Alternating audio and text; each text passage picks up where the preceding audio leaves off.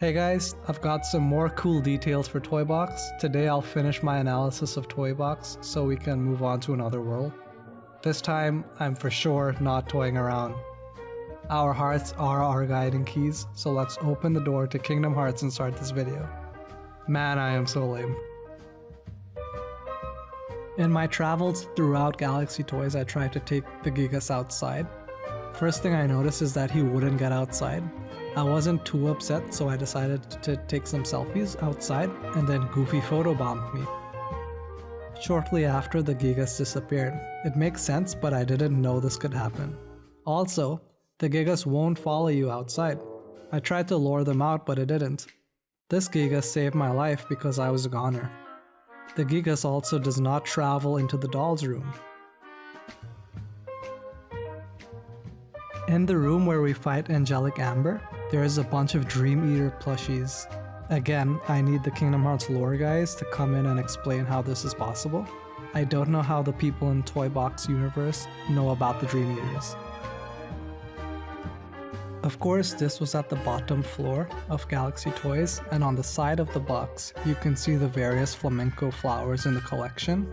This is only one of the two places in the level it's located. Here and where you fight the evil doll Angelic Amber. I really like these dancing plants. I don't know if anyone else saw this on their initial playthrough, but this was new to me. It reminds me of this scene from a show called Foster's Home for Imaginary Friends. I hope that I'm not the only one that knows about this show. Hello? Blah, blah, blah, blah, blah, blah, blah, blah, blah. When Sora releases the helium from the balloon tank, everyone's voices gets high. Even his "let's see" voice when he takes out the camera. Whoa! Hey, what happened to my voice?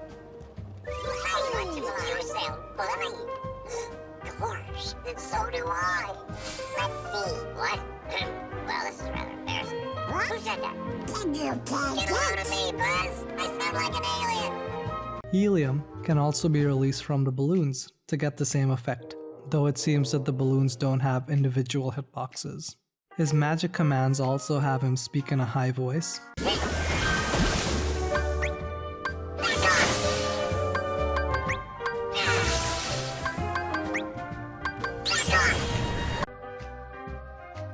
Oh, the big one.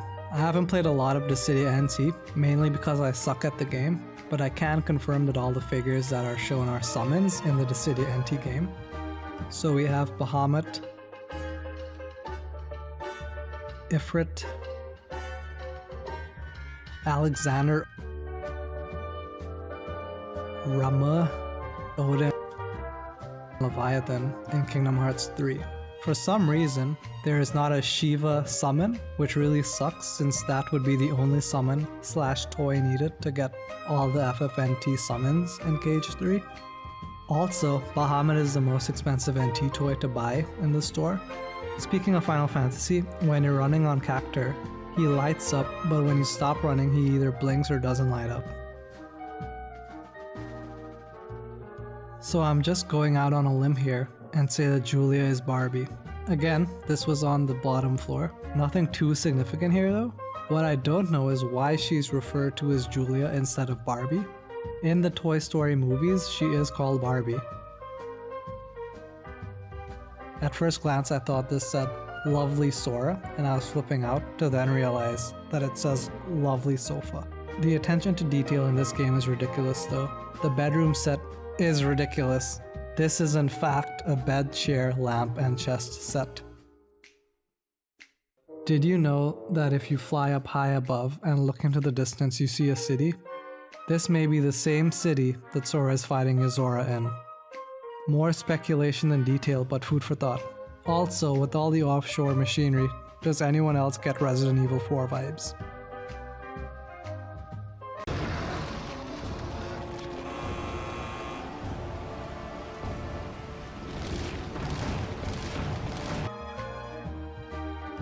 The name is Game Store and I love it. It's honestly a very descriptive name. So first things first, I think Wall Street Ninja 2 is a spoof of Ninja Gaiden series. A bit further and you can find Cute Chef, which is definitely a spoof of Cooking Mama. So right next to it is Amazing Jam 2001 for $60. And this one is interesting because it tells us that the current year in the Toy Story level of this game is either 2000 or 2001, since that's how sport games usually release. Also, by looking at the price tag of $60, I'm confident that games were not this expensive yet. Back in 2001, they were definitely not this high. Not sure if this could be a paradox, as graphics for these games like Viram Rex did not exist in 2001, even for the PC Master Race. Other games are Deep Dark Castle, Herd of Zombies. This looks like a Team Fortress 2 type of game. Space Cats most definitely looks like Star Fox, and why is it $70? Twinkle Puzzle, this one is at a bargain as it's only $40. Fun Farmer, this could be Dark Cloud 2. I'm really pulling at straws here. Can someone in the comments please say who plays these types of games? I don't know who plays Farming Simulator, and it has to be good because they make one every year. Yum Yum Cafe, this straight up looks like some anime in the game. Pizza Pat Party, this looks like some lame music rhythm game, shovelware, that Square Enix thinks is in every game store. Amazing how the music rhythm shovelware is listed at $40. But another game that comes to mind is listed at $60. How weird. Pawn Pay Perfect Smash, maybe Virtual Tennis. This looks like another anime game, to be honest. Instead of football/soccer, we have tennis. Blood Fight, insert any UFC game, this one works. Viram Rex is $70. You can actually read the back of the Viram Rex cover. It says, "That's the story of the King of Truth. Reclaim your heart. After a long fight, weapons have brought great benefits for humanity, but the karma that sleeps within humans will accelerate further in the light of the warhead in the night sky. They choose to fight while feeling the pain of their hearts." Very mysterious. It definitely sounds like something from FF15. It may mean something and have an obvious meaning in the future games, but for now it's a mystery. Where are the Kingdom Hearts lore guys? We need them. Tick Tick Party, this looks like it should be a mobile game. Speed and Danger, definitely Need for Speed. Honestly, it could be any. Onto the magazines, nothing super interesting here.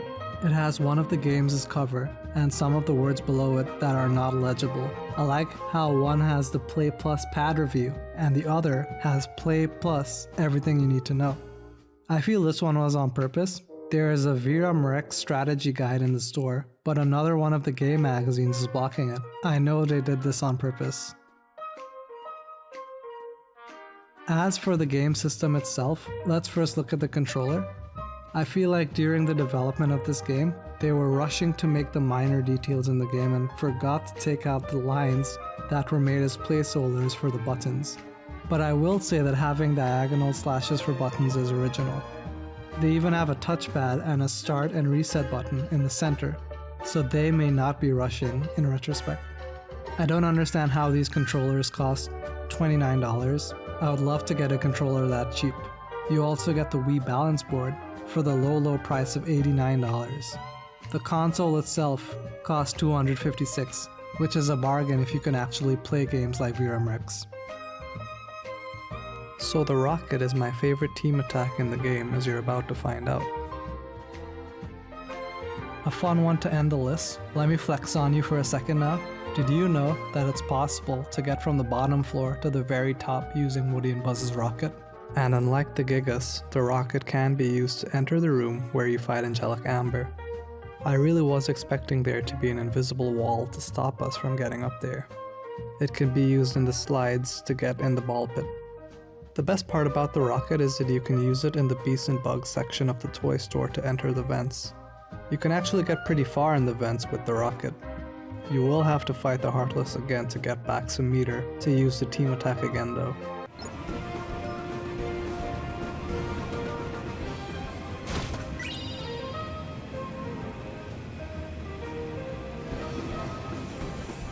When you get to this fan, it actually blows the rocket away, and the rocket is not able to pass through it.